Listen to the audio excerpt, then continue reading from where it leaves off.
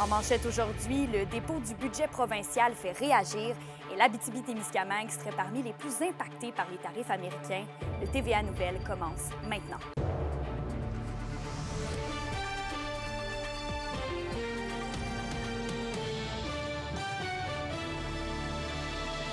Bon mercredi, ici Kémilia La Liberté, bienvenue au TVA Nouvelle.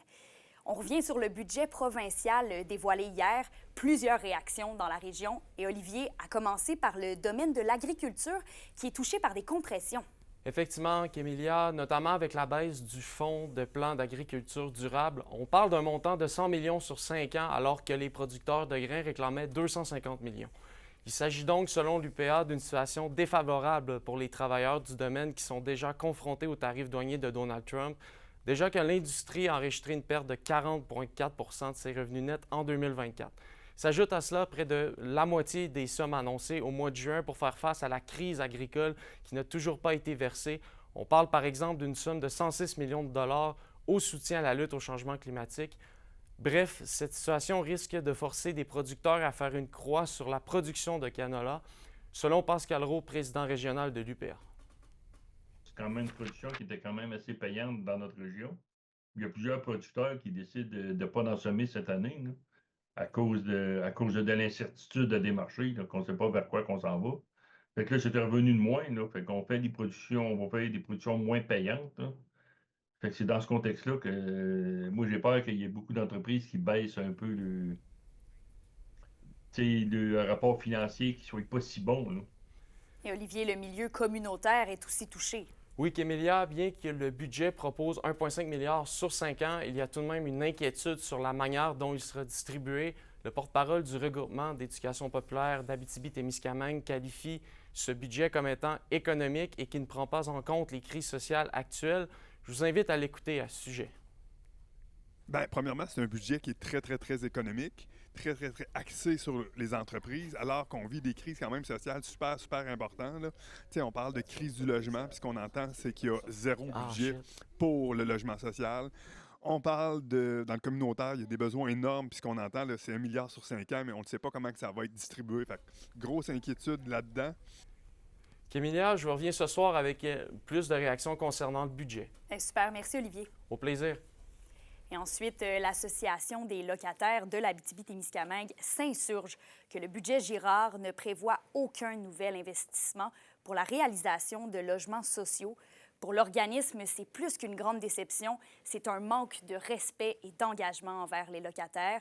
Rappelons que le 11 mars dernier, environ 2000 appels ont été faits auprès de la ministre de l'Habitation pour qu'elle prenne des engagements concrets. Un rassemblement des locataires est d'ailleurs prévu le 12 avril prochain à Rouyn-Noranda. Et en plus du budget, le gouvernement Legault a mis à jour son plan québécois des infrastructures pour la période 2025-2035.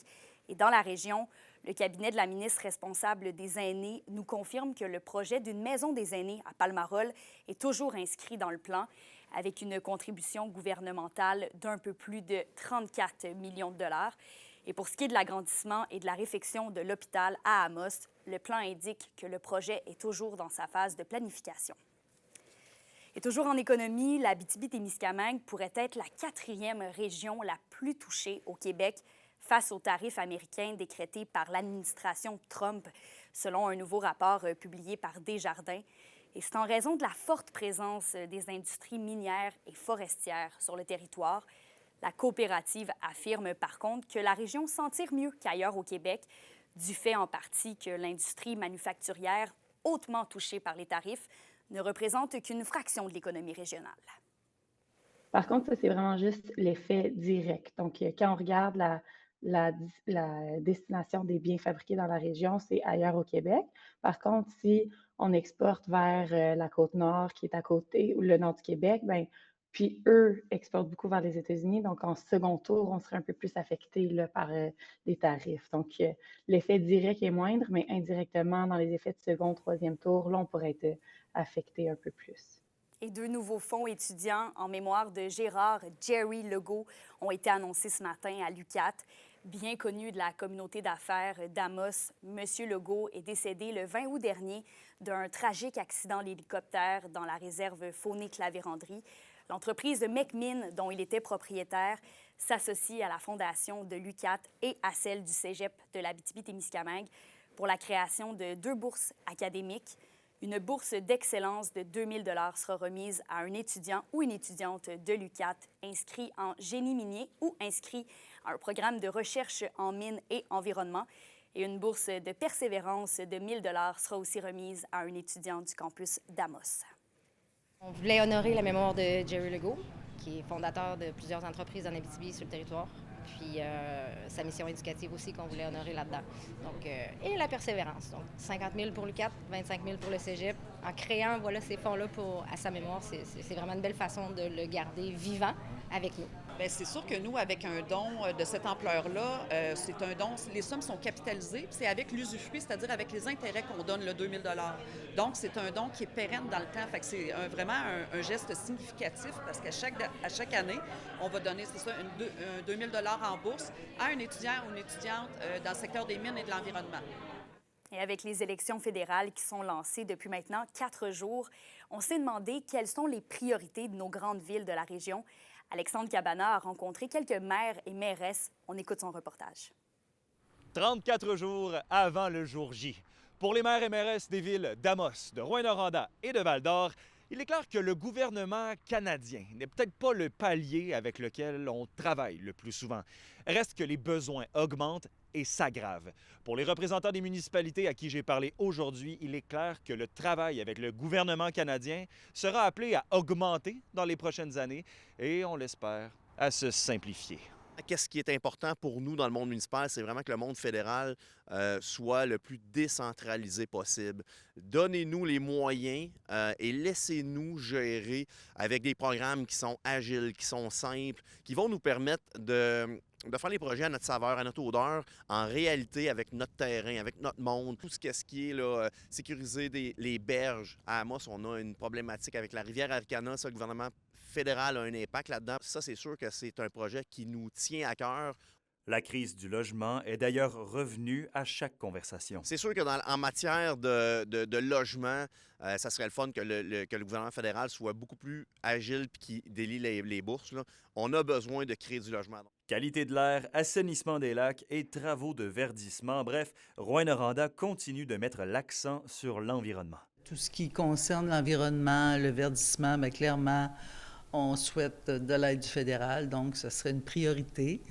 La place des aînés dans la société préoccupe aussi la mairesse d'Allaire. Il y a eu ce sondage auprès des personnes âgées. Monsieur Lemire, notre député, en faisait l'annonce l'autre jour. Bien, on a hâte d'entendre aussi ce qui va être fait, ce qui est promis aux personnes âgées pour améliorer leur situation et répondre à leurs préoccupations qui ont été nommées dans ce sondage. Pour la mairesse Brindamour, Val-d'Or espère avoir les moyens de poursuivre son travail vis-à-vis l'itinérance grandissante. On a besoin des argents pour continuer les programmes nécessaires pour contrer toutes les problématiques qui sont liées à l'itinérance, pour avoir des services et on sait que le gouvernement fédéral appuie des projets communautaires habituellement dans toutes les provinces. Alors, on va continuer de ce côté-là, d'essayer d'avoir des montants pour aider notre cause. Alexandre Cabana pour RNC Nouvelles. Les SADC de l'Abitibi-Témiscamingue et du nord du Québec vous présentent la bonne nouvelle économique TVA. Le 14 mars dernier, Station Ludique inaugurait officiellement son nouvel espace à la place 2000 à Val-d'Or. Fondé par Christelle Aubé-Cloutier, entreprise spécialisée en mixologie propose ateliers interactifs, services traiteurs de mocktails et une gamme exclusive de produits laiterie. Le lieu chaleureux et durable, conçu à partir de matériaux locaux et recyclés, permet une expérience gustative unique en région. Les SADC, partenaires de l'économie de la région. Et on revient sur le dépôt du budget provincial, mais cette fois-ci du côté des arts. Le Conseil de la culture de l'Abitibi-Témiscamingue est heureux de constater que le budget du Calque est porté à 200 millions de dollars, comme demandé par l'ensemble du milieu. Les artistes ont donc été entendus, eux qui ont fait de nombreuses mobilisations au cours des derniers mois, menées par le Front commun pour les arts. Et selon le président du Conseil de la culture régionale, l'investissement du gouvernement Legault est une véritable bouffée d'air frais. Elle aura aussi des retombées économiques concrètes sur notre territoire, tant auprès des organismes que des artistes.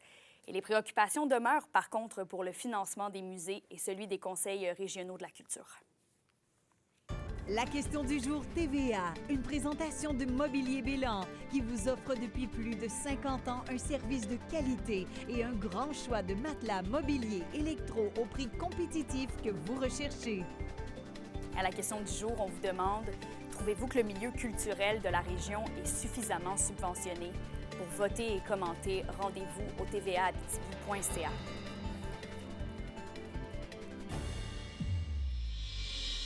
Et au basketball collégial, 2 des joueuses de l'équipe des Astrelles du Cégep de l'Abitibi-Témiscamingue obtiennent leur place sur les équipes d'étoiles de la conférence Sud-Ouest Division 2. Amy Hull s'est taillé une place sur la première équipe d'étoiles avec ses nombreux tirs de 3 points et sa moyenne de plus de 16 points par match. Et Camille Moreau se retrouve sur la deuxième équipe d'étoiles avec une moyenne de 12,5 points par partie. On rappelle que les Astrelles ont terminé au 4e rang de leur division.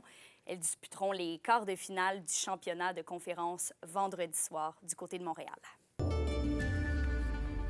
À la météo, on est assez chanceux dans la région puisque ce sera dégagé avec du soleil, maximum de moins 1 degré Celsius en Abitibi et un maximum de 0 au Témiscamingue.